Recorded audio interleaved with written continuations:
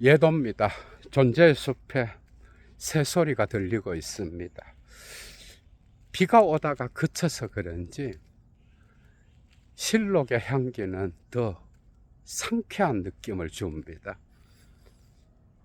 이 향기 가운데에서 예도는 마르크스가 신성가족과 포예르바하 태제, 독일 이데올로기 등등에서 비판하고 있는 자기 이전에 영국과 프랑스 유물론에 관하여 오늘 따로 철학적 논평을 하려고 합니다. 정말 재미있겠죠, 그죠? 오늘 강의에서도 예도의 클래스가 나타날 건데요. 대부분이 이 부분을 놓쳐서 마르크스를 읽을 때 영국과 프랑스 유물론이 나타날 때 그냥 책을 덮어버리는 사람들이 많은 거예요. 그리고 이것은 그죠? 특히 프랑스 유물론은 오늘날 베르그손을 거쳐서 들레즈를 통과하여 심지어 꽁땡 메이아수까지 이어지는 프랑스만의 독특한 유물론. 이걸 알아야 여러분들이 철학을 하는 데 있어서 그죠? 많은 부분을 해결할 수가 있는 거예요. 그런데 대개 이 부분을 그냥 대충 넘어가니 마르크스 자체도 이해가 안 되지만 그죠? 마르크스가 왜 이것을 비판하는지 이런 것들을 그냥 놓치고 대략 읽어대니 뭔가 잡히는 것 같지도 않고, 그래서 이 부분에 천착하여 예도가 오늘 풀어내려고 합니다. 예도의 클래스로 풀겠습니다. 오늘 또 엄청난 사유행이 되지 않을까 생각하는데요. 강의의 가치를 아시는 분은 사막의 철학을 위하여 예도TV 후원에 참여해 주시면 감사하겠습니다. 18세기의 프랑스 유물론. 마르크스를 읽다가 보면 밥 먹듯이 나타나죠, 그죠? 신성가족을 읽고 브루노 바우어를 비판하는데 프랑스 유물론이 나타나고, 그죠? 경제철학 수고에서도 나타나고 독일 이데올로기에서도 나타나고 곳곳에서, 심지어는 엥겔스의 디알렉틱 데얼 나투얼, 자연의 변증법, 자연 변증법이라고 하죠, 그죠? 그리고 포예르바하와 독일 고전 철학의 종말이라는 작품, 또한 엥겔스의 그 유명한 뒤링이라고 하는, 그죠? 뿌띠 부르조아, 어떻게 보면 뿌띠 사회주의자라고 말할 수가 있는데, 뒤링과 논쟁했던 반뒤링론, 이런 것에서 체계적으로 나타나는데, 특히 엥겔스의 자연 변증법이 매우 중요합니다. 그래서 여러분들이 이런 것들을 잘 포착하여서 오늘 강의를 좀 따라왔으면 좋을 것 같아. 프랑스의 유물론자, 백과전서파로 알려진 디드로, 그리고 라메트리, 헬베티우스, 이름만 들어도 그죠? 홀바흐, 이런 자들이 중심이 돼서 프랑스 유물론을 형성하게 되는데, 왜 마르크스는 이들을 언급하면서 비판하게 될까? 여기에 중점이 놓여지겠죠, 그죠? 그런데 이 18세기의 프랑스 유물론은 과학혁명과 더불어 나타나게 된 거예요. 그러니까 이것은 그죠? 그냥 18세기에 나타난 이 4명의 철학자의 사유다, 이렇게 이해해서는 절대 안 되고 과학혁명을 이해해야 되는 거예요. 영국의 경험론과 프랑스, 그리고 독일에서 나타난 합리론, 이 모든 철학과 더불어서 과학혁명이 가져온 기계론적 세계관을 여러분들이 이해해야 이 프랑스 유물론을 이해할 수 있는 거예요. 그리고 이해한 이후에 왜 마르크스가 이것을 비판하는지까지 나가야 여러분들이 마르크스를 제대로 이해하고 또한 프랑스 유물론을 이해함으로써 그 이후에 전개된 거죠. 철학의 사유들을 잡아낼 수가 있는 거야. 오늘 정말 이게 방대한 어떤 게 그려지고 있죠, 여러분. 그죠? 그러니까 코페르니쿠스, 케플러, 갈릴레오, 뉴턴으로 이어지는 이 근대 과학혁명과 더불어서, 그죠?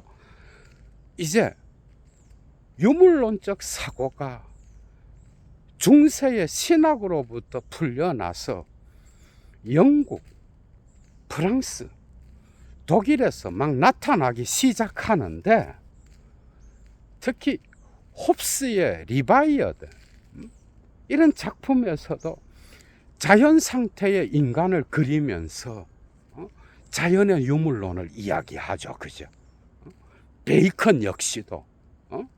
그래서 유물론에 가까운 인식론의 용어는 이성이 아닙니다. 이성이 아니라 유물론적 물질의 운동에 가까운 것은 힘의 작용이요. 이것은 나중에 프로이트, 락강, 들레즈에게까지 가면은 우주적 무의식과도 연결돼. 니체의 힘의 의지를 거치게 되면. 그러니까 자연 상태에서, 그죠? 이 우주적 사물의 움직임, 그래서 만물의 근원은 물질이지 정신이 아니다라고 하는 게 기본적인 유물론의 입장인데, 그죠? 이 과학혁명을 통하여 이 세계는 질적 차이가 없어지게 되고 끊임없이 운동하는 세계가 되는 거예요. 그죠? 그래서 거기에서 운동하는 세계는 다양한 요소들로 분해될 수 있고 그것은 수학적으로 계산될 수 있는 거예요. 그래서 이 세계는 기계가 돼버리는 거예요. 그죠? 그래서 자연 상태의 인간이 정말 중요한 주제가 되는 거야. 그런데 여기에서 이성의 작용은 2차적인 거야. 그럼 뭐가 중요하냐? 욕망과 욕구, 충동 이런 개념인 거야. 베이컨 역시도 이런 용어들을 사용했죠. 그죠? 그리고 홉스와 또한 로크와 루소에게서 나타나는 사회계약론 역시도 인간의 자연적 상태에서, 그죠? 각각 다른 방식으로 사회계약론이 나타나지만은 거기에서 자연 상태의 인간이 정말 중요한 거예요. 자연법의 상태. 그래서 실정법의 역사적 한계를 넘어서서 초월적으로 존재하는 기원에 있는, 그리고 신성과 맞닿아 있는 그런 상태에서 사회계약을 이야기하잖아. 물론 홉스와 같은 경우는 그 사회계약론이, 그죠?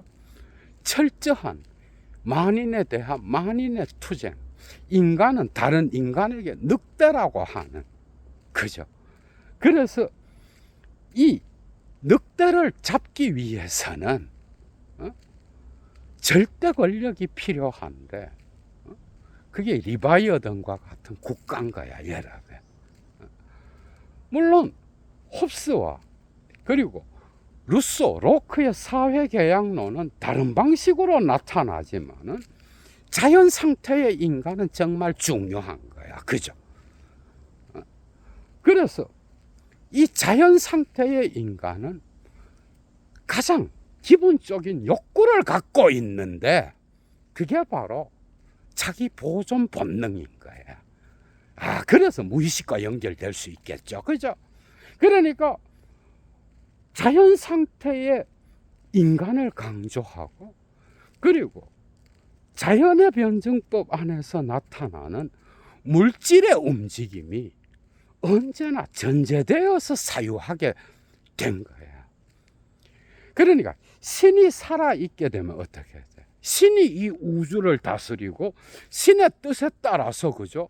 목적론적으로 이 세계의 만물이 신의 뜻을 향하여 나간다라고 하는, 어떻게 보면 아리스토텔레스의 물리학 안에 놓여 있는 신학이 있잖아, 그죠? 그래서 근대 과학혁명의 핵심적인 어떤 의미는 이런 목적론이 사라지고 세계는 자체로 질적 차이가 없다. 그래서 그것은 다양한 자연의 요소들로 나누어질 수 있고, 자연은 끊임없이 운동한다. 자체로. 목적론이 아니라 기계론이 중요해지는 거죠. 그래서 이 자연의 요소들의 인과관계를 추적하게 되면은 이 세계와 우주의 체계가 밝혀진다라고 하는 이런 근본적인 자연과학의 혁명 위에서, 그죠? 유물론이 발전하게 되는 거예요. 물론 고대에도 있었죠, 그죠? 마르크스의 박사학위에도 나타나지만은 데모크리토스와 에피쿠로스의 원자론, 그죠? 그러니까 유물론의 핵심적 의미는 아주 쉽게 한 문장으로 표현하면 만물의 근원은 물질이라는 거예요. 그래서 정신과 영혼 같은 것 역시도 이 물질로부터 기인한 거지, 정신과 영혼이 물질을 만든 게 아니다. 정신이 물질을 만들었다라고 하면 여러분, 인간보다 신을 상정해야 되는 거야, 그죠? 그래서 유물론 자체는 이미 무신론을 전제하게 된 거예요. 이미 유물론을 주장한다는 것 자체는 신의 존재를 부정하는 거야, 그죠? 그 자체로. 그래서 모든 유물론자들은 대개 다 무신론자였어. 그래서 근대 과학혁명이 일어나면서 이제 점점 무신론자들이 나타나고 과학자들이 대거 종교 재판을 받게 되고, 그러면서 이 우주의 체계가 시계의 태엽과 같이 기계로 돌아간다라고 한다면, 그래서 물질의 운동이 기하학적 공간과, 그죠? 그리고 수학적 계산 또한 이런 체계들이 기계의 어떤 시계 태엽과 같이 자체로 돌아간다라고 한다면, 여기에는 신이 있다고 해도, 그죠? 신이 없다고 해도 신이 기계를 만들어 놓고 이 우주 바깥에 어딘가에서 이 기계를 돌리는 존재, 이래 되는 거야. 그래서 과학혁명과 더불어서 신의 존재의 긍정과 부정은 이신론을 통하여 나타났으며, 이 이신론에 반대하는 자들은 무신론자로서, 그죠? 이 세계를 기계적 유물론으로 바라보면서, 그죠? 그것을 인간학에까지 적용하게 된 거야. 여기에 핵심이 있는 거야. 이런 사고는 다 있어요, 여러분. 그러니까 신의 존재를 빼버리면 데카르트의 체계에서도, 데카르트의 유물론에서도 수학적이고 기하학적으로 움직이는 기계론적 세계가 나타납니다. 스피노자에게서도 그런 게 보여, 여러분. 그래서 스피노자에게서도 그 자연 자체가 실체고, 그죠? 속성과 양태는 뭐야? 그건 바로 두 개의 어떤, 데카르트에게서는 실체로 작용했던 것이 자연 자체의 하나의 실체로부터 나타나잖아. 그게 정신과 물질인 거예요. 이 두 개는 결코 분리될 수 없는 거야. 스피노자한테서는. 그죠? 그러니까 이런 기계론적 세계관이 다양한 방식으로 신과 더불어서 상정되게 되는데, 신을 빼버리면 그 자체로, 그죠? 기계인 거야. 스피노자에게서도 자연 자체가 하나의 실체로서 계속해서 정신과 물질을 생산하고, 그죠? 그리고 그것에 의하여 이 세계가 산출되는 거야. 기계론적 자연관이, 그죠? 그대로 들어가 있죠. 그죠? 나름대로. 그리고 다양한 그 이후의 철학들 역시도 이러한 기계론적 유물론에 근거하여 철학을 했다라고 하는 거. 여기에서 문제는 뭐야? 그렇다면 인간은 이 자연의 물질의 운동에 의하여 모든 것이 산출되고 환경이 만들어지게 된다라고 한다면, 그렇다면 인간은 자연의 힘에 수동적이기만 한 존재인가? 이런 질문이 형성되는 거잖아. 그죠? 그래서 대개는, 그죠? 이 17, 18세기에 영국과 프랑스, 그죠? 그리고 독일의 철학자들은 이러한 기계론적 유물론에 근거하여 자기의 존재론을 펼쳤다라고 하는 거. 이게 기본적인 태제인 거예요. 이것은 과학혁명과 맞물려 돌아갔다는 거. 그래서 데카르트한테서 신을 빼버리면 이러한 기계적 유물론에 근거한, 그죠? 기하학적 세계가 우주론으로 펼쳐지고, 그죠? 자연이 끊임없이 생산하는 이 세계에, 그죠? 다양한 존재자들, 스피노자에게서도, 그리고 라이프니츠에게서도 신을 빼버리면 뭐야? 예정조화, 그죠? 그러한 신의 어떤 존재를 빼버리게 되면 어느 정도 기계론이 적용되는 거야. 마치 모나드는 원자와 같이 설명될 수 있잖아. 그죠? 그래서 라이프니츠의 세계에서도 그 모나드는 자기 보존 욕구, 그래서 욕망, 이런 개념들이 매우 중요한 거야. 충동. 그래서 이런 자연의 물질의 움직임에 근거하여 인간의 인식론에 가장 가까운 계기는 뭐야? 감각이지 뭐. 이 물질은 감각에 주어진다라고 생각하는 거. 이게 가장 원초적인 철학적 인식론의 어떤 열쇠가 되는 거야, 여러분. 그래서 거의 대부분의 철학자들이 이러한 근대 과학혁명을 통하여 나타난 기계적 유물론에, 그죠? 어느 정도 영향을 받고 있다. 모든 철학자들이 베이컨, 홉스, 그리고 로크, 그 뒤로 이어지는 경험론 역시도 이 물질이 어떻게 감각과 만나서, 그죠? 인식을 만들어내는가, 관념을 만들어내는가 할 때에 그 모든 물질은 뭐예요? 기계적인 거야. 그래서 인과적으로 계산될 수 있는 거야. 이 자연 세계는 인과성이 지배하는 거야. 이거는 칸트한테로까지 갑니다. 칸트의 순수 이성 비판에서 감성론과 오성론을 지배하는 그 세계는 필연성의 세계야. 노트벤디히카이트. 이거는 뉴턴의 인과적 기계론적 유물론의 세계와 같이 가잖아. 그죠?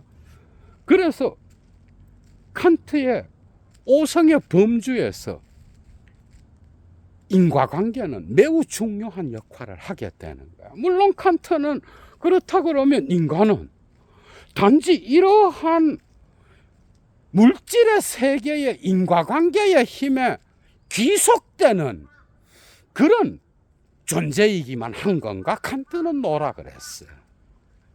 여기서부터 이제 달라지는 거야, 여러분. 그러니까 칸트는 뭐라 그래? 칸트는 자유의 영역, 그것은 이러한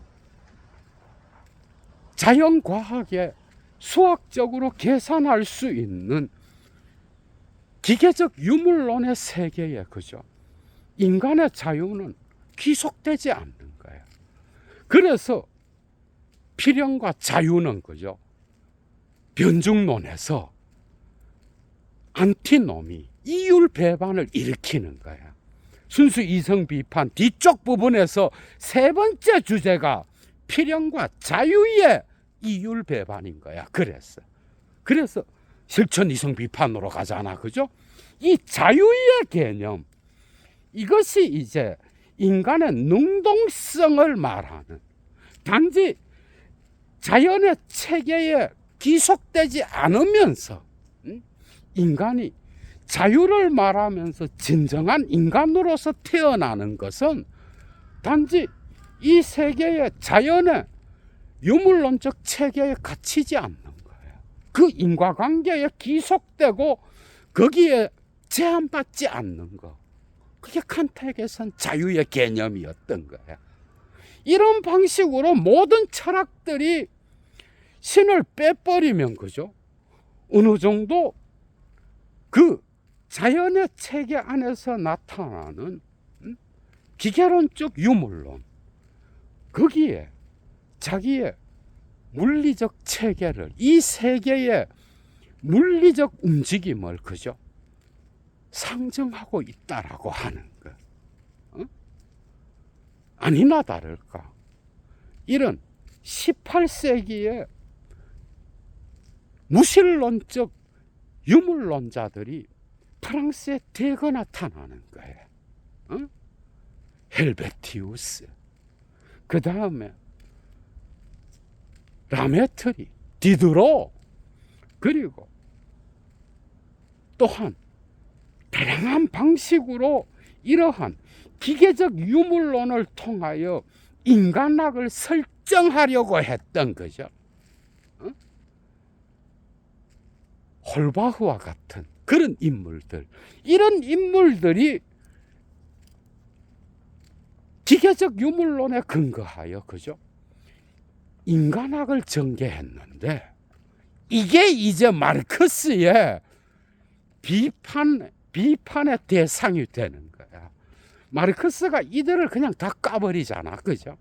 그래서 되게 이 부분이 나오면 사람들이 이게 뭐 유물론이 나오고 이게 뭘까? 별게 아닌 거야. 과학혁명을 통하여 나타난, 그죠? 이 우주는 기계적 유물론으로 구성되어 있다라고 하는 거.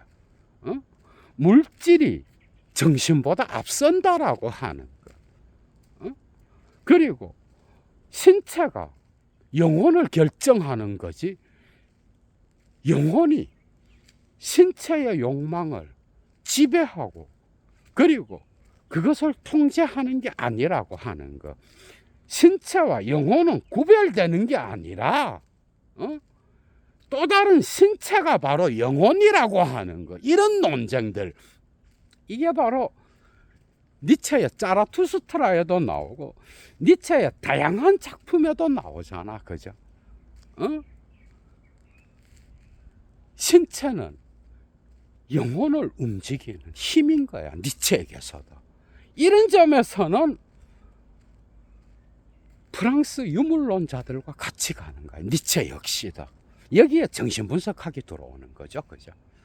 그래서 이런 유물론자들은 이성의 통제, 그 다음에 지성의 능력, 이런 거에 앞서서 이 세계의 자연의 물질의 움직임, 그죠? 그것은 세계의 움직임이요. 그것은 베르그손적으로는 질이야. 삶의 질인 거야. 삶의 충동이요. 그래서 감각이 가장 중요한 거예요. 이 감성적인 것, 거기에서 충동이 일어나고 본능이 자극되는 거, 그죠? 그래서 인간 역시도 자기 보존 본능, 이게 가장 중요한 것이요. 그래서 욕망을 가진 인간, 이게 인간학에서 가장 중요했던 거예요. 이 프랑스 유물론자들에게 있어서 이게 인간학적으로 옮겨지면 뭐야? 단지 인간들 사이의 이해관계, 이게 가장 중요한 프랑스 유물론자들의 인간학의 주제였다라고 하는 거. 이게 바로 도덕과 사회로까지 옮겨져서, 그죠? 이들에게 있어서 중요한 것은 자기 보존 본능, 자기애인 거예요.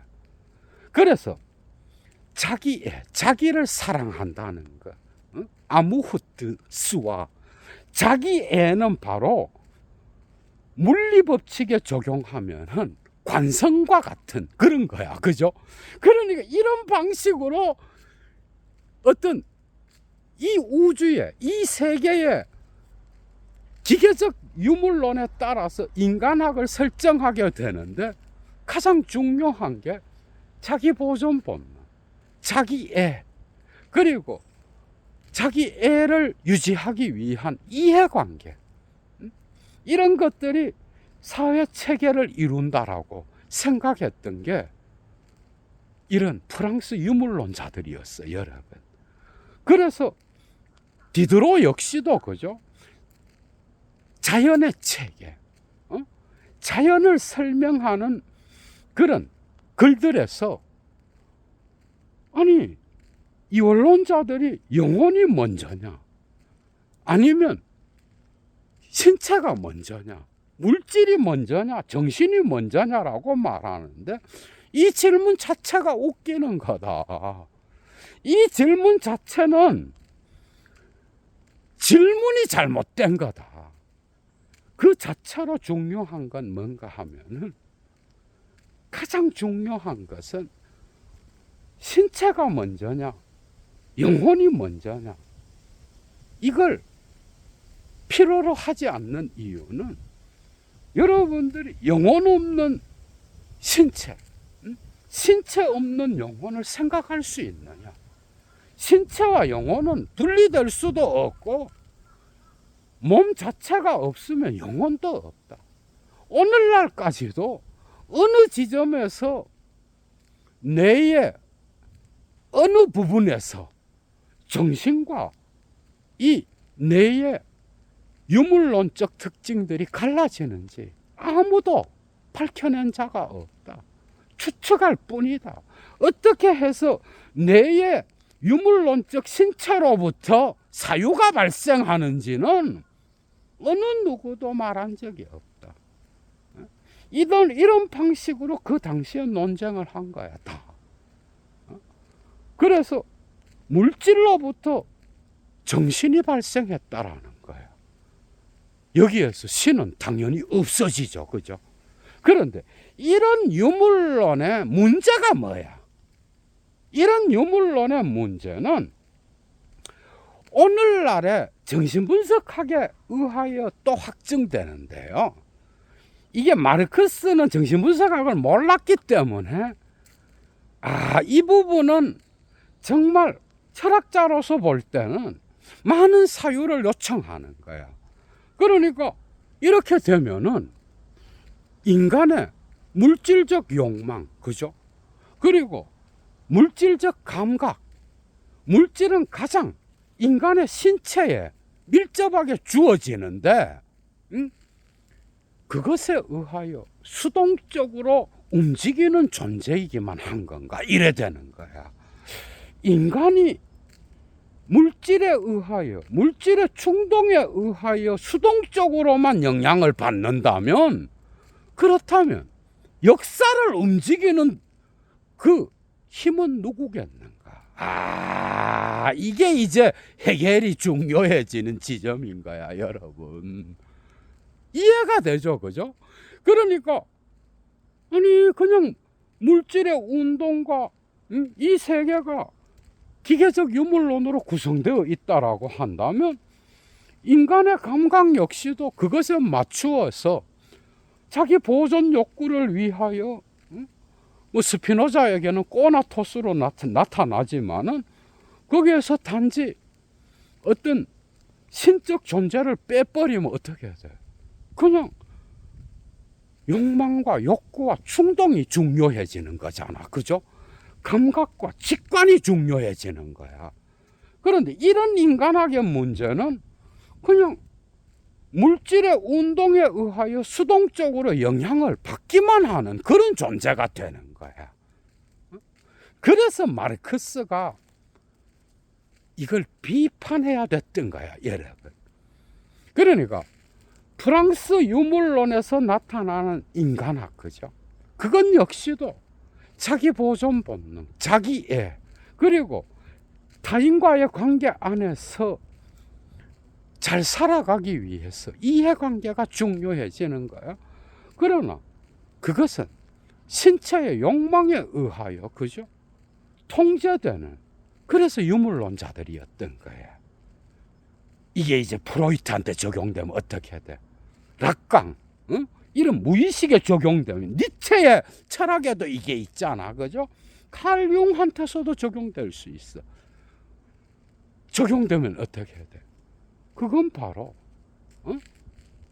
이 질적인 것, 베르그손적으로 삶의 질을 받아들이는 것은 본능인 거야, 그죠? 그렇다면 무의식의 본능이 이성의 의식의 판단을 결정한다라고 하는 이 무의식의 힘을 적용하게 되면 지금까지 설명되었던 어떤 기계적 유물론자들의 인간학이 이해될 만하잖아, 그죠? 그런데 마르크스한테서는 이게 오늘날 지적까지 간다니까, 여러분. 이러한 어떤 포스트 모더니즘의 인간의 수동성, 그죠? 구조에 의해서 해체되어 버리고 주체가 죽어버리잖아. 그러니까 지적이 볼 때는 이런 철학은 사회혁명을 통하여 기존 질서의 힘에 저항하는 어떤 주체가 없어져 버리는 거야. 그럼 마르크스의 관점에서 생각할 때는 계급투쟁 자체가 없어져 버리고 그냥 포스트 모더니즘의 철학에서는 저항하는 주체는 그냥 구조 안으로, 그죠? 없어져 버리는 거야. 지적이 알티세르를 까는 부분은 이 지점이에요. 그래서 까다로운 주체를 말하잖아. 알티세르 역시도 사회에는 다양한 중심이 있고 자본론 읽기와 그리고 막스를 위하여해서, 그죠? 곳곳에서 마르크스를 변형시켜서 현대적으로 만들잖아. 그러나 이데올로기 비판은 뭐야? 그 국가 장치의 어떤 무의식적인 힘에 의하여 개인은 놀아나는 거야. 여기에도 저항하는 주체가 들어갈 자리가 없는 거야. 구조가 개인을 결정하는 거예요. 그래서 알티세르의 철학에서는 이런 마르크스의 계급투쟁을 통하여, 그죠? 사회를 변혁시키고 역사를 변혁시키는 힘이 그냥 막스한테서보다 떨어져. 왜? 락강과 프로이트의 무의식, 그 다음에 구조 인류학의 구조 개념을 거기다 갖다 박아 놨으니 이건 역시도 포스트 모더니즘의 한 지류인 거야. 그래서 지적이 알투세를 까버리는 거예요. 그래서 포스트 모더니즘의 철학자로서 지적은 이 주체를 다시 살려야 됐던 거예요. 이런 고민하고도 같이 가는 거야, 여러분. 그래서 마르크스가 이렇게 볼 때는 아니 이렇게 되면 인간은 물질적 환경에 의하여 수동적으로 조정되는 그런 존재가 돼버리고 인간은 그러면 의식적으로 이러한 물질적 조건을 변화시킬 수 있는 힘은 없는가 이래 되는 거야. 이래 되니까 이제 초기에 포예르바하에 대한 인간학적 유물론, 그죠? 그것은 기독교의 본질, 종교의 본질에 대한 강의, 미래 철학의 원리들, 이런 모든 것을 보고 이 포예르바하의 인간학적 유물론을, 그죠?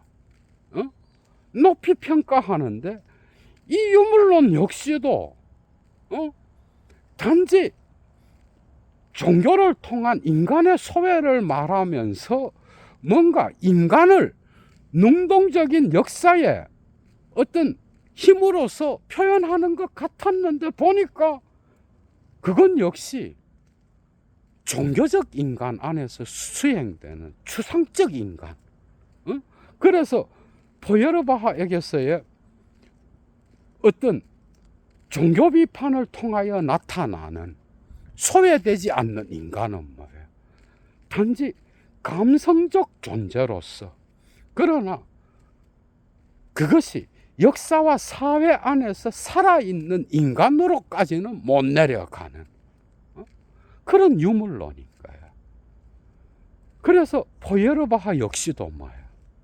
그 인식론에서 보면은 이 자연의 힘에 인간은 종속되어 있는 거예요. 이 점에서 유물론자죠, 그죠?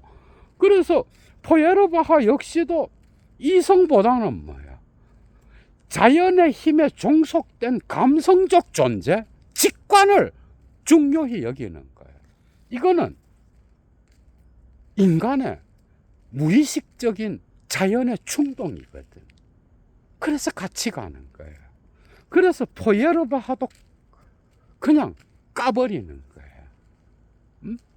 특히 신성가족과 독일 이데올로기, 포예르바하 태제에서 이 비판이 수행되는데요.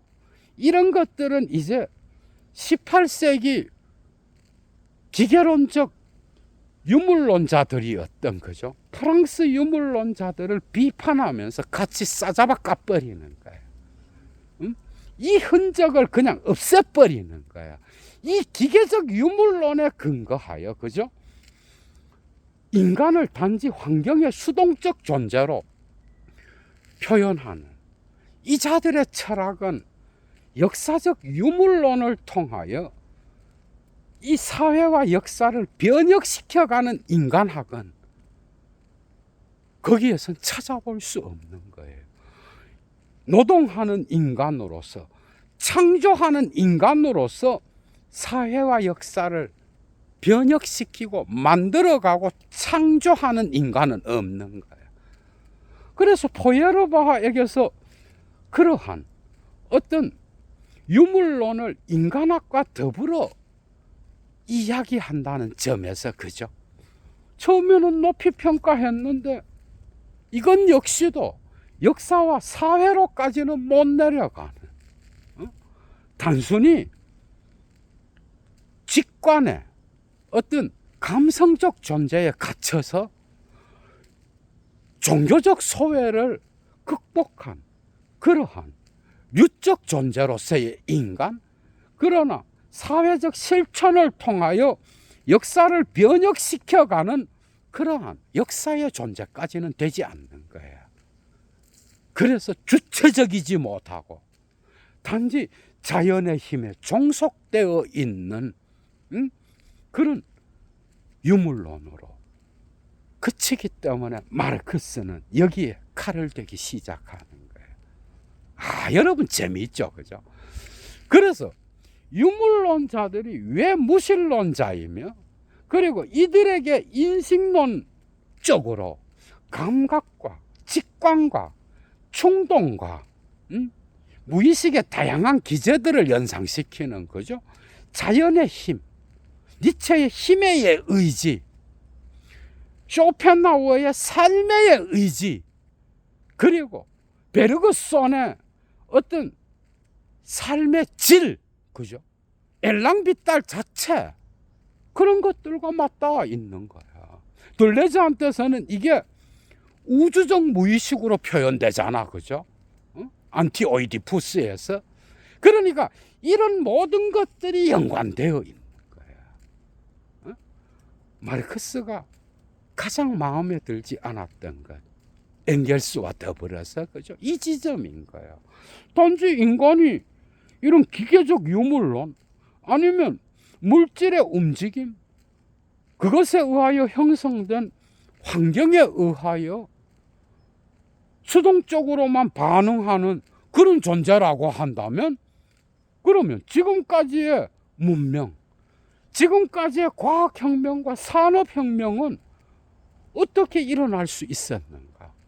인간이 주체가 돼서 인간이 이 역사를 변혁시켜가는 그런 능동적 존재로서, 주체적 존재로서 실천하는 인간으로서, 단지 이론적으로 종교적 인간으로서 감성과 직관에 근거하여 그냥, 그죠? 어떤 류적 존재로서 자연의 인간의 인간성으로 그치게 된다면, 이런 프랑스 유물론의 인간학과 포에르바하의 인간학, 그죠? 이런 것들은 역사와 사회를 건설하는 지금까지의 인간의 역사를 설명할 수 없다는 것.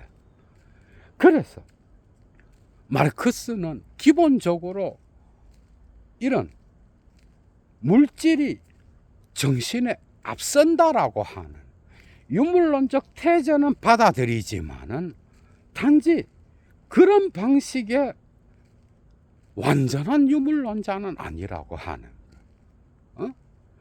인간이 활동하기 전에 자연은 언제나 유물론적으로 거기에 있다라고 하는 것, 이 점에서 마르크스는 객관적 유물론도 인정해. 그러니까 이것은 17, 18세기의 영국과 프랑스 유물론자들과 같이 가는 거예요. 이 자연은 이미 언제나 인간에 대하여 거기에 있는 거야. 그러나 인간과 무관한 자연은 인간과의 관계 안에서 설정되지 않는 물 자체로서의 자연은, 이런 이야기들은 경제철학 수고에 나옵니다. 그런 자연이 인간과 무슨 상관이란 말인가? 이건 역시도 해결의 관념론 못지않는 유물론적 관념론에 들어가는 것 아닌가? 인간과 관계없는 객관적인 물질의 통일체로서의 그런 자연 자체가 있다고 하더라도 그 자연의 유물론은 인간과는 아무런 관계가 없는, 인간의 문화, 인간의 문명, 인간의 역사, 인간의 사회와는 전혀 관계가 없는 그런 기계론적 유물론, 그런 인간과 무관한 유물론에 불과한 것이 아니겠는가? 그렇다면 어떤 유물론이 중요한가? 인간에 대하여 있는 자연으로서의 그 힘, 인간과 더불어서 활동하는, 그래서 변증법이라고 말할 수 있는 역사적 유물론. 그래서 많은 서구의 마르크스주의자들은 마르크스의 이러한 유물론적인 역사에 대한 유물론적 개념은 결코 자연에는 적용시킬 수 없다, 순수 자연에는 적용시킬 수 없다라고 하면서 엥겔스의 디알렉틱 데어 나투얼, 자연의 변증법의 주제들을 까버리잖아, 그죠? 마르크스는 철저히 자연의 변증법이 아니라 자연과 인간의 활동에 의하여 변화되어 가는 역사와 사회의 변증법을 말한 거지 자연의 변증법을 말한 적이 없다. 그래서 여러분들이 놀랄지도 몰라. 역사적 유물론, 히스토리셜 마테리알리스무스, 이것보다 더 중요한 게 뭐예요? 직접 마르크스가 선호했던 개념. 역사적 유물론보다는 역사에 대한 유물론적 개념인 거야. 이것은 엥겔스가 만들어낸 변증법적 유물론, 디알렉티셜 마테리알리스무스가 아니라는 거야. 대부분의 서구 마르크스 주의 철학자들은 이걸 비판하고 있습니다. 여러분도 들어봤죠. 그러니까 변증법적 유물론이란 말은 엥겔스가 자연의 변증법에서 만들고, 그리고 레닌의 선생이었던 플레하노프가 썼고 레닌이 썼던 거야. 그리고 그 이후에 이제 마르크스의 사유를 헤겔과 연결하면서 변증법적 유물론이라는 게 철학에서 생겼는데, 마르크스는 역사적 유물론을 말했죠. 그죠? 그러니까 이것은 단지 기계적 유물론이 아닌 거예요. 이것은 인간의 의식도 중요한 거예요. 그래서 헤겔에게 근거하여 포이에르바하를 까버리는 거예요. 물론 헤겔의 관념론은 거부하지만은 이해가 되죠. 그죠? 그래서 인간의 의식, 노동하는 인간으로서 자연을 변형시켜서 자기의 신체를 통하여 생산하는 인간, 이게 역사적 유물론의 주제잖아. 그죠? 그래서 생산관계와 생산력을 결합한 생산 양식에 근거하여 끊임없이 변증법적 운동을 통하여 역사와 사회를 변혁시키고 창조해가는 그런 인간. 이것은 단지 자연의 물질의 힘만을 강조하는 기계적 유물론자들의 사유와는 다르다라고 하는 거. 이해가 쏙 되죠. 그죠? 그래서 마르크스는 유물론자는 맞았지만은, 그러나 그 유물론은 인간에 의하여, 그죠? 끊임없이 변형되어 갈 수 있는 인간의 의식에 의하여 창조되고, 그리고 매 시기마다 물질적 조건으로서 변화되어 가는 사회적 힘, 역사의 힘으로서의 그런 유물론을 이야기했다라고 하는 거예요. 인간은 단지 기계적 유물론에서와 같이 물질의 운동과 움직임에 수동적으로 반응하는 자가 아니라 그것을 변형시킬 수 있는 그런 존재라고 하는 것. 그래서 독일 이데올로기, 신성가족 등등에서 이제 이 프랑스 18세기 기계적 유물론자들을 비판하고 포이에르바하를 비판하고, 그죠? 역사적 유물론을 주장하게 됐다라고 하는 거. 이 부분이 정말 어려운 거야. 여러분들이 마르크스의 1차 자료 원전을 읽을 때 오늘 상당히 많은 부분들이 해결됐을 거야, 여러분들이. 그래서 무슨 헬베티우스가 나온다든지 홀바흐가 나온다든지 디드로가 나온다든지 하면 이게 왜 나올까 하면서 당황해하는 거야. 이들은 전부 다가 인간을 물질적인 환경에 의하여 지배받는 수동적 존재로 그리고 있다는 거. 심지어 포이에르바하의 인간학적 유물론 역시도 그렇다라고 하는 거. 그래서 마르크스는 이러한 물질적 조건의 영향을 받지만 이것을 또한 변화시키면서 의식적으로 창조해 나갈 수 있는 노동하는 인간의 그러한 역사적 유물론을 이야기하기 위하여, 그죠? 그래서 인간과 자연은 상호작용한다라고 하는 거. 이 경계에서 끊임없는 상호 간의 변증법적 운동을 그려나가는 이 마르크스의 살아있는 역사적 유물론, 그죠? 그래서 마르크스는 이런 프랑스의 기계적 유물론자들과 포에르바하의 인간학적 유물론을 비판할 수밖에 없었다. 여러분 재밌었죠, 그죠?